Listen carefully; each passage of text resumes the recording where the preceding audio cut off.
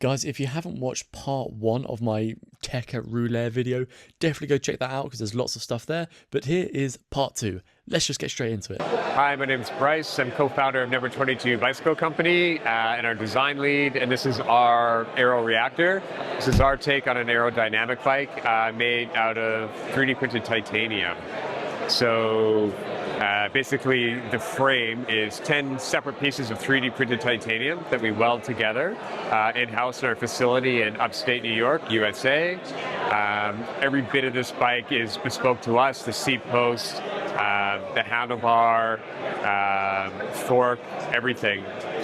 So yeah, it's an aerodynamic bike, competitive with today's carbon fiber bikes, and we think it can. And this is our interpretation of that. So this is our solution to a one-piece bar stem combo where we wanted to have, other than this little set screw on the back, which holds the computer mount, no visible hardware. So everything's done under the hood, so to speak. So under this cover, we have a mechanically fastening for our handlebars, internal cable routing through the center channel, our compression system for preload, and a clamping system through this two-piece wedge. So this top is just purely a cover, and it just sits over there and gives us a really nice, clean, bespoke look. I didn't even know that this was multiple pieces until Bryce showed me just there. So that is like the sleekest multi-unit adjustable system I've ever seen. Incredible. Reap always doing some crazy stuff. This is like their gravel bike that they kind of designed and got a first prototype out of, I believe last year, in like 40 days from design to a fully built bike. And well, you can see they've gone absolutely nuts on the hydration there. 2 on the back, 2 at the front, some proper aero bars on there.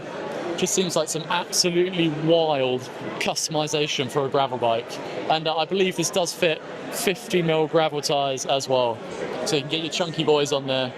Trek, a brand that always loves to advertise their like Project One custom paint jobs, and well, I always love the kind of chromey ones that they do here. Like this chrome pink is awesome, totally awesome.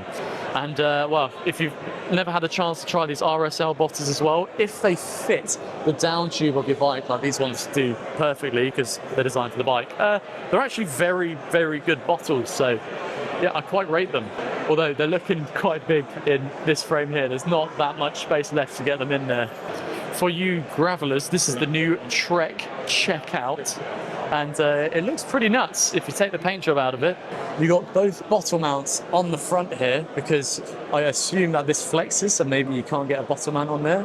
And of course you have one underneath the bottom as well. Dropper post, front and rear suspension, and of course something to fit your panniers and all your stuff on there as well. So pretty sweet setup, I guess, if you're doing lots of bike packing and things. Another thing I didn't know Trek were doing, this is new to me, is they've got these now textured options on the Icon paint jobs on their Project One, which is, I guess that one's ribbed for your pleasure. You know, they kind of do it anywhere on the seat tube there. Then they've got this one, which is more of like a snake skin texture. You know, it's very unique. They've kind of done it over the whole bike on this one. Never really thought of having like texture on your paint job, but I guess if you want it, the option's there. Guess who that belongs to. No prizes to whoever guesses it correctly. Awesome bike though, the Y1 RS. I mean, I've no idea how it rides, but it is so skinny from the front, insanely thin. I mean, it's like once again, like a razor blade, like their track bike. In person, it's a pretty cool looking bike.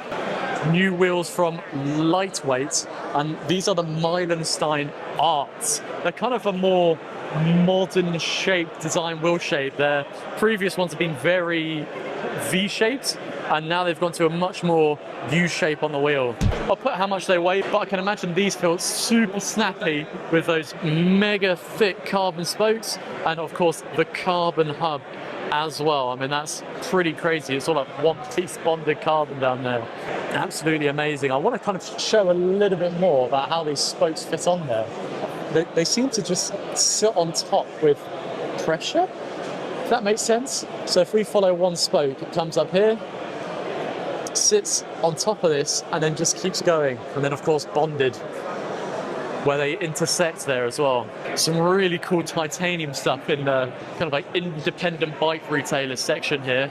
Sturdy Cycles, they do some amazing 3D printing on their bikes. So where all the lugs meet and stuff, it's all 3D printed so they get these amazing shapes in titanium. I mean, they've managed to do an amazing job getting these head tubes super skinny. I think, well, it's probably some of the prettiest titanium out there. Look at the shapes that they've managed to do on it. Sarto, another unique independent Italian brand. They can make custom geometry and stuff like that for you.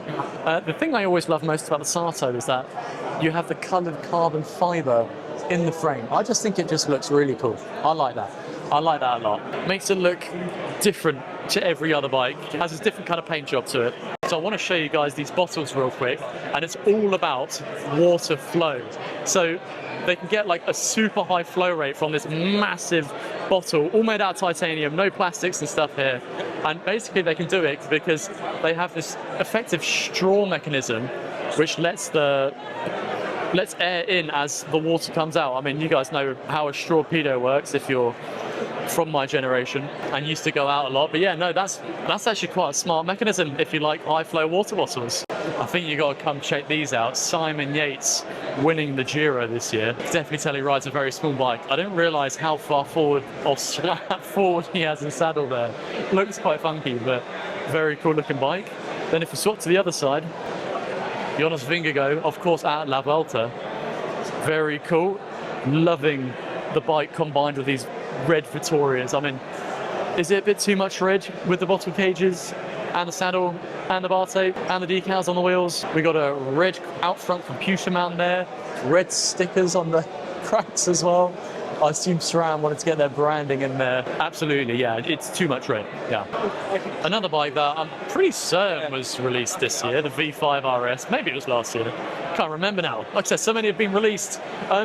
Definitely a lot skinnier than it used to be, like a lot skinnier. You know, there's never normally too many color options on the Colnagos though. You normally get white, black and something else. But yeah, once again, seat posts, gone with the ultra skinny seat post as usual with these guys. And I quite like this, you know, they've made this much more angular and aggressive, making it look like a sharper bike.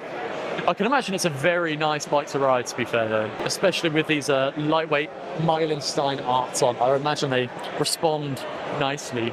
We got scope here, and well, I wanted to see their big disc wheel and their big front TT wheel, but they just have their normal range here. Of course, one of the coolest wheel sets around with those fish scales still, but yeah, I was hoping to see their new stuff. We got Look, and I would like to see more of these bikes out in person. Another brand like Scott, where you just don't see many people actually riding them, and they're quite cool.